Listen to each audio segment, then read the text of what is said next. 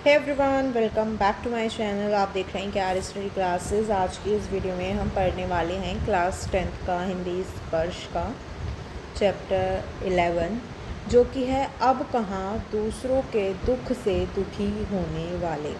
इसके जो लेखक हैं वो है निदा फाजली जी।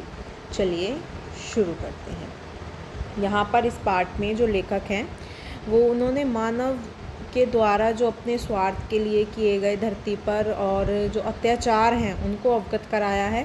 पाठ में बताया गया है कि किस तरह से जो मानव है उसकी जो ना मिटने वाली भूख है, उसने धरती के तमाम जीव जंतुओं के साथ और खुद के लिए भी एक बहुत बड़ी मुसीबत जो है वो खड़ी कर दी है। ठीक है, अब यहाँ पर हमें बताया गया है कि ईसा से 1025 वर्ष पहले एक बादशाह थे जिनका नाम था जिनका नाम बाइबल के अनुसार सोलोमन था और उन्हें कुरान में सुलेमान कहा गया है। वो जो है सिर्फ मानव जाति के ही राजा नहीं थे बल्कि सभी छोटे बड़े पशु पक्षी के भी राजा थे और वहाँ इन सबकी भाषा जानते थे। ठीक है, एक बार वो अपने लश्कर के साथ रास्ते से गुजर रहे होते हैं तो उस रास्ते में कुछ चींटियाँ और घोड़ों की जो टापो होती हैं उनकी आवाज़ें सुनकर वो अपने बिलों की तरफ वापस चल देती हैं। इस पर जो सुलेमान ने उनसे घबराने को ना कहते हुए कहा कि खुदा ने उन्हें सबका रखवाला बनाया है, वे मुसीबत नहीं है बल्कि सबके लिए मोहब्बत है। चींटियों ने उनके लिए दुआ की और वे आगे बढ़े।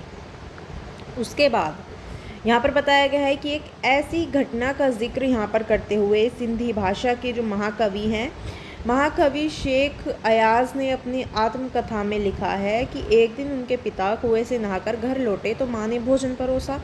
जब उन्होंने रोटी का एक कोर तोड़ा तभी उन्हें अपनी बाजू पर एक काला च्योटा रेंगता हुआ दिखाई दिया। वे भोजन छोड़कर उठ खड़े हुए और पहले उस बेघर हुए च्योटे को वापस उसके घर कुएं पर छोड़ने गए।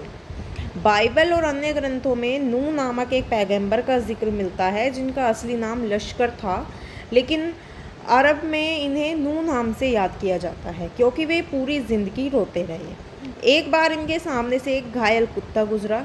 चूँकि इस्लाम में कुत्ते को गंदा माना जाता है, इसलिए इन्होंने उस कुत्ते को उसे गंदे कुत्ते से वो दूर हो गए।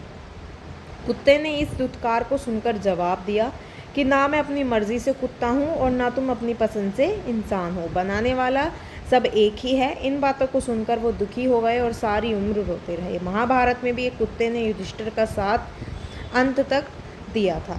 तो इस तरह से यहाँ पर अलग अलग चीज़ें और अलग अलग मनुष्यों की बातें बताई गई हैं कि किस प्रकार से जो मनुष्य है उसका जीव जंतु के प्रति प्रेम है और किस प्रकार से वो अपने स्वार्थ के लिए इस धरती का विनाश या नाश जो है इस जीव जंतुओं का और धरती का नाश कर रहा है। भले ही इस संसार की जो रचना है उसकी अलग अलग कहानियाँ हैं, लेकिन इतना तय है कि धरती किसी एक की नहीं है। सभी जीव जंतुओं, पशु, नदी, पहाड़, सबका इस पर समान अधिकार है। मानव इस बात को नहीं समझता है। पहले उसने संसार जैसे परिवार को तोड़ा, फिर खुद टुकड़ों में बंटकर एक दूसरे से दूर हो गए। पहले लोग मिलजुल कर बड़े बड़े जो दालाना आंगनों में रहते थे, ठीक है, आंगनों में रहते थे, बड़े बड़े घरों में रहते थे और अब छोटे छोटे डिब्बे जैसे घरों में सिमटने लगे हैं। बढ़ती हुई आबादी के कारण समंदर के पीछे जो समुंदर है उसको पीछे सरकाना पड़ रहा है, पेड़ों को रास्ते से काटना पड़ रहा है, जिस कारण से फैलते हुए प्रदूषण ने पक्षियों को मारना भी या पक्षियों का जो भागना है वो शुरू कर दिया है। नेचर की भी सहानुभूति होती है। इसके गुस्से का नमूना हम कई बार अत्यधिक गर्मी, जलजले, सैलाब आदि के रूप में भी देख रहे हैं।